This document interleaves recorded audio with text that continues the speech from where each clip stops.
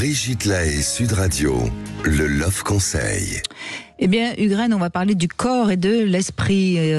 C'est vrai qu'il faut sans cesse le rappeler. On a tendance, surtout dans ce monde occidental, à croire que la tête domine toujours. Mais non. Notre psychisme et notre corps réagissent en symbiose. Quand l'un bouge, l'autre bouge aussi. Si l'un évolue, l'autre évolue également. Et c'est vrai qu'on a tendance à croire que c'est le contraire, que la tête commande et que le corps obéit. Et c'est intéressant à comprendre lorsqu'on parle des thérapies, parce que dans la majorité, elles favorisent l'évolution du psychisme.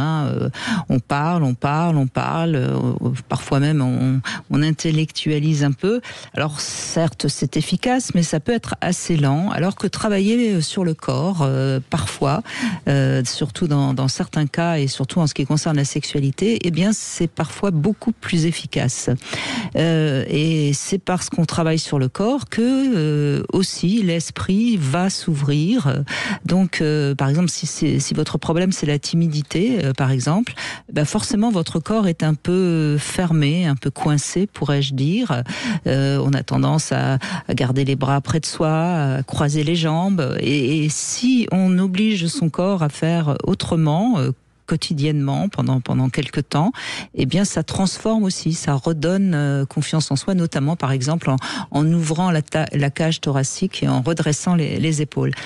Autre exemple, si vous avez souvent tendance à vous mettre en colère, eh bien, si vous vous obligez à faire des gestes plus ronds, plus lents, eh bien, comme par miracle, l'agressivité va tout doucement diminuer.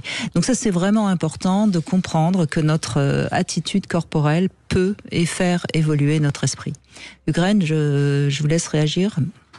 Ah oui, alors écoutez, je trouve ça génial parce qu'en effet, l'approche que psychologique, elle me paraissait, et puis on le sait depuis longtemps, un petit peu limitée, même si elle a fait de grandes choses.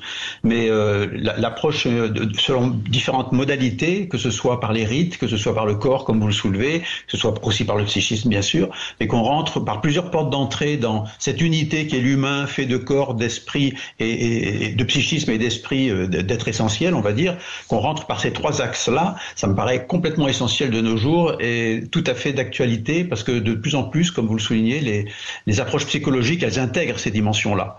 Donc oui, ça c'est très important à entendre. Et d'ailleurs, il suffit d'écouter les personnes qui font du yoga ou d'autres disciplines très très corporelles, comment leur tête va mieux, et rien que de marcher dans la nature, déjà ça fait du bien à la tête. Donc on le sait, mais on ne le dit peut-être pas assez. Donc c'était peut-être important de le rappeler.